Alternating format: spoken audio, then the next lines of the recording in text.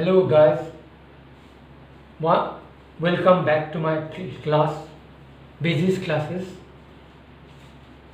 Last time we were doing the Verger from your prescribed textbook VIBGYOR. It was half done. Today we are going to finish the story by William Somerset Maugham. So, in the last class it was half done, and the vicar called the Verger, Albert Edward Foreman, to the vestry, and along with two church wardens, he first praised him about his sincerity, about his dedicated service, but he declared that he was utterly surprised, astonished when he learned that the Verger did not know how to read and write. So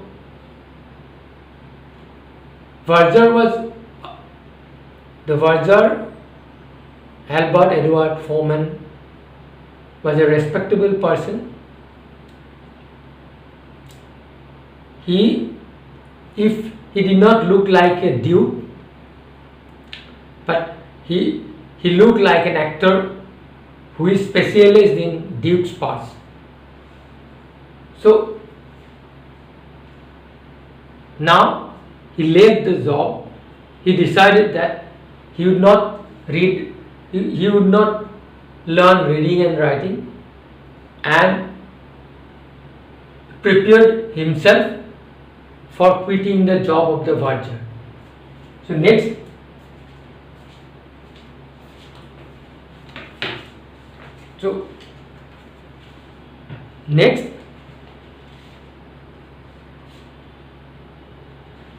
his thoughts did not appear on Albert Edward's clean-cut and distinguished features, because that means he was very calm.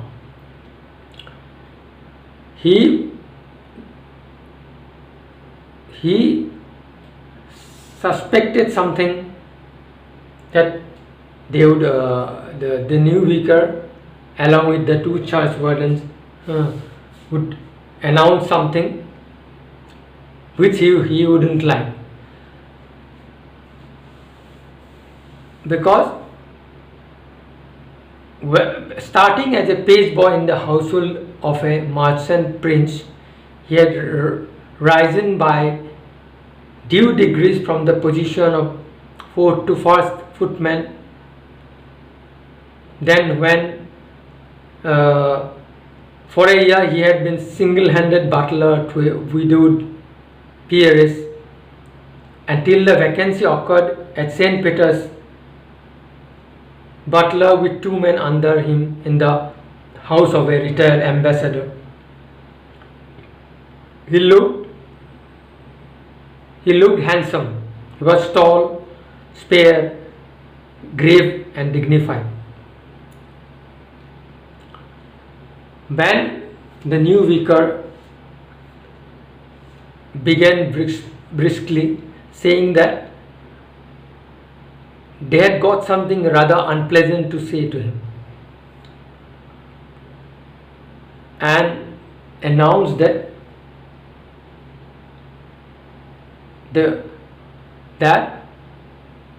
he was extremely surprised, astonished to come to know about the fact that the Verger of St. Peter's Church, Neville Square, is an illiterate person. So they decided to give him 3 months' time to learn reading and writing.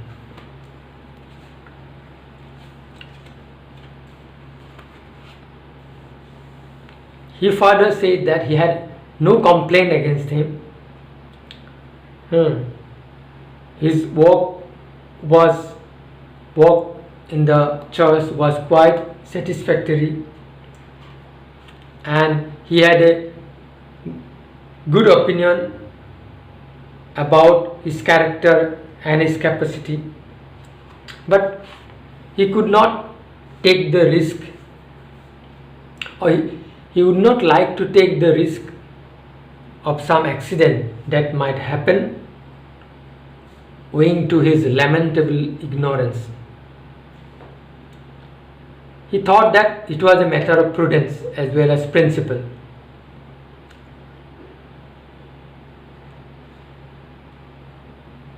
Albert Edward Foreman never liked the new vicar.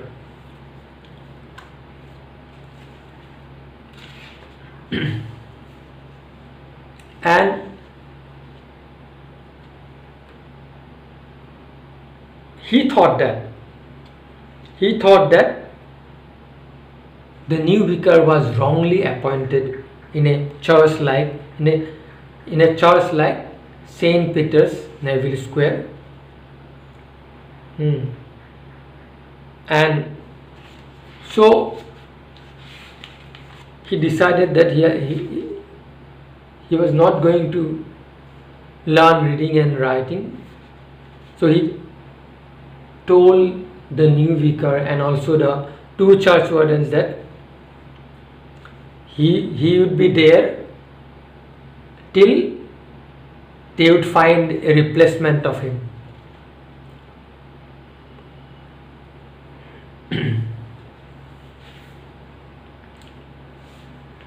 But when Albert Edward, with usual politeness, had closed the church door behind the vicar and the two church wardens, he could not sustain the air of unruffled dignity with which he had borne the blow inflicted upon him, and his lips quivered. He sighed as he thought of all the grand funerals and smart weddings he had seen. He tidied everything up, put on his coat, and hat in hand walked down the aisle. He locked the church door behind him, strolled across the square, but deep in his sad thoughts he did not take the street that led him home. He walked slowly along. His heart was heavy. He did not know what he should do with himself. He did not fancy the notion of going back to domestic service after being his own master for so many years.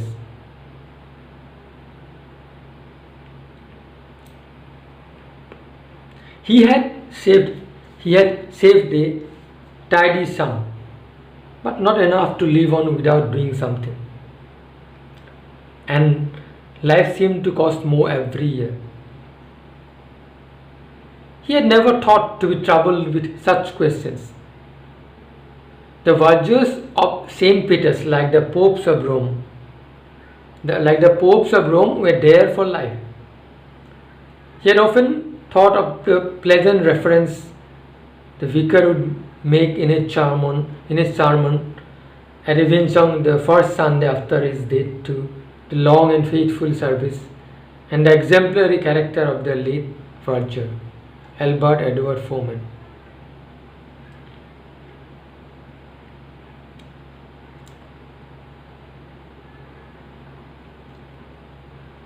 He was tired and he was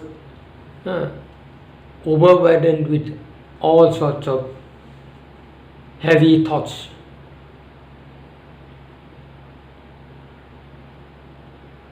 In order to comfort himself, he would look for a shop where he could buy a packet of gold flakes. But he did not at once see one, and walked on a little.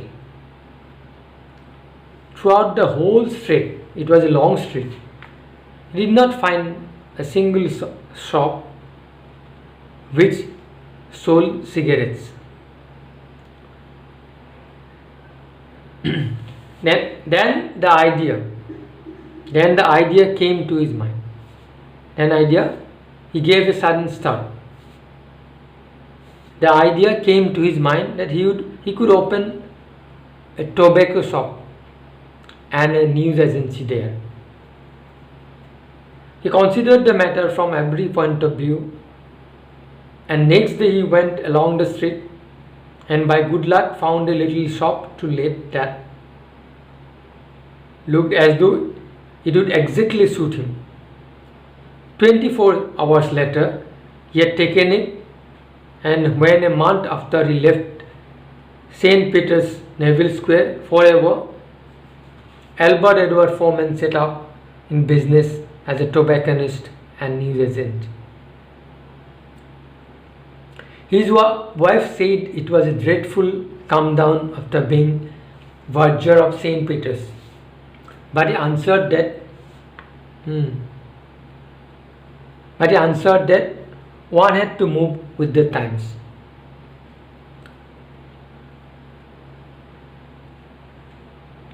Albert Edward did so well that in a year or so,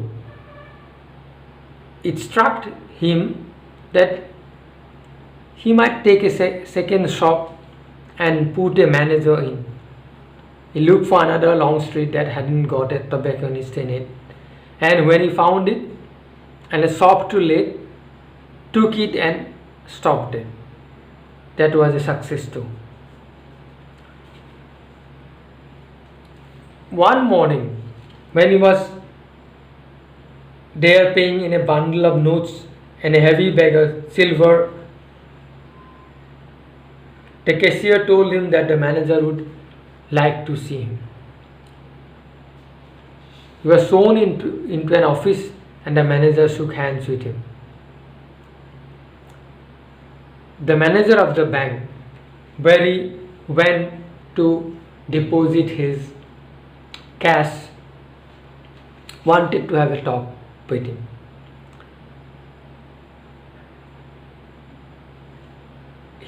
The manager wanted Mr. Foreman to transfer his cash, a huge amount of cash, to some securities, government gilt-edged safe securities. And he assured that Foreman need not have the least anxiety. They will make him out a list of absolutely gilt-edged securities, and they would bring him in a better rate of interest. So when he heard the manager, a troubled look settled on Mr. Foreman's distinguished face, and he simply answered that he had never had anything to do with stocks and shares, and he would have to leave everything to the manager's hands. The manager answered that he would do everything for him, just the only thing he should do is come in and sign the transfer of cash to the gilt-edged securities. Then Mr. Foreman asked the manager how he would know what he is signing. The manager was surprised. And told that he could easily read out the provisions or the letters of the transfer. And to his utter surprise, Mr. Foreman told him that he was an illiterate person. He did not know how to read and write. The only thing he knew was to put his signature, which he learned when he started his business. The manager was so surprised that he jumped up from his chair. That was the most extraordinary thing that he ever heard. He was so surprised and told him that he had built up this important business and amassed a fortune of 30,000 pounds without being able to read and write. And what would happen? What would have happened if he had known reading and writing? Mr. Foreman smiled a little and simply told the manager that he would have been the Verger of St. Peter's. If he knew reading and writing, he would have been the Verger of St. Peter's, Neville Square. This is the irony of the story. There is a touch of realism and irony. But this is all about the story. Now we'll try to answer the questions in 1 or 2 words. Some questions. There are 5 questions in the exercise. The first question is, where was St. Peter's Church located? St. Peter's Church was located in Neville Square. St. Peter's Church was located in Neville Square.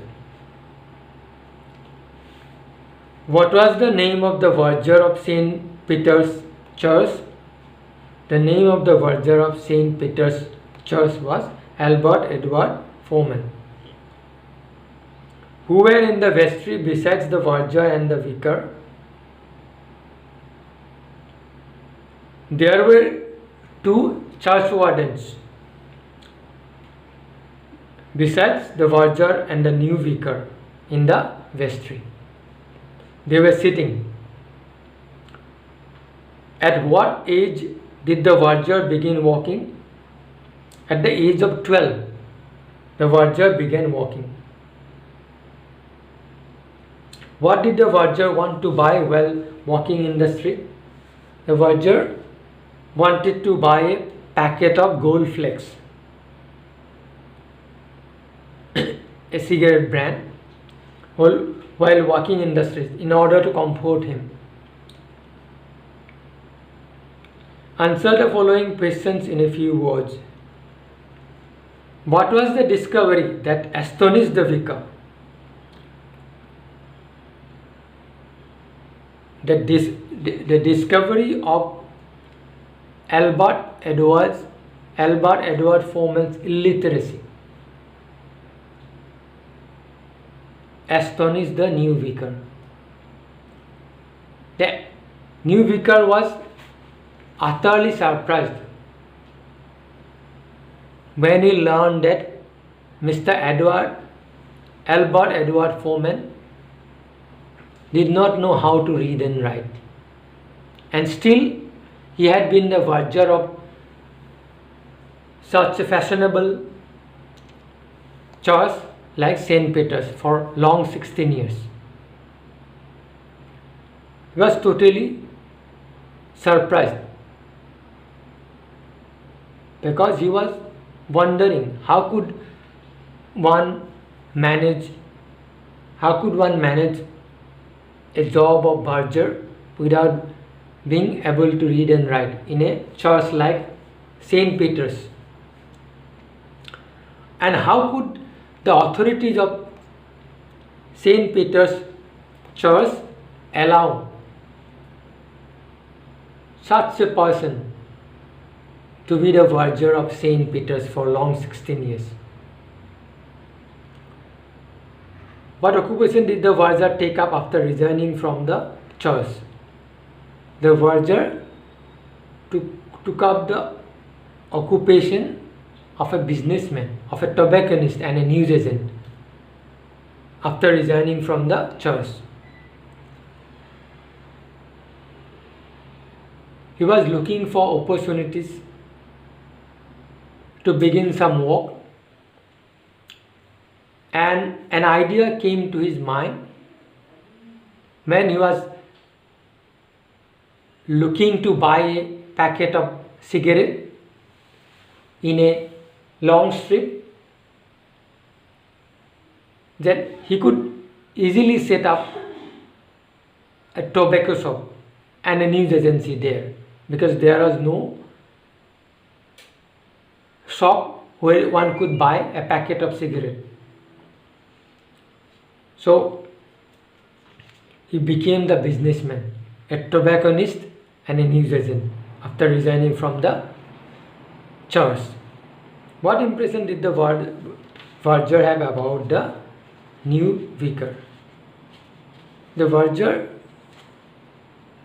did not have a good impression about the new vicar. He thought that this new vicar was wrongly appointed in a classy, fashionable church like St. Peter's, because he was not like the former vicar, and he wanted to interfere in each and every matter of the church, and always wanted the verger to work according to his wishes, according to his directives.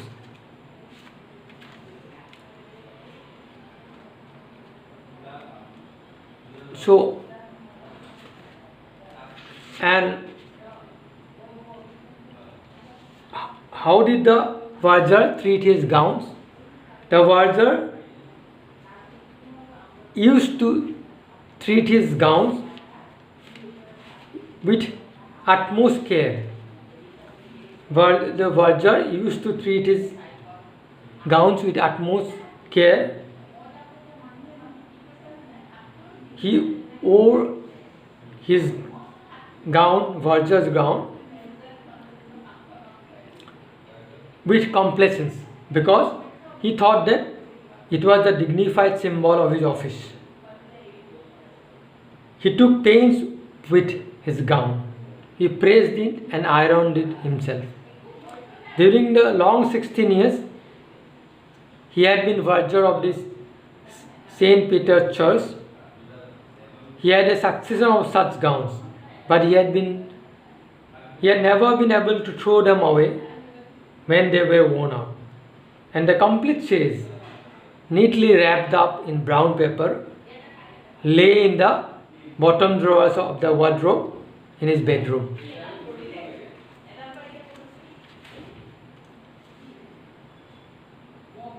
What was the verger told by the vicar in the vestry? The verger was told about his illiteracy in the vestry. The new vicar, along with the two church wardens,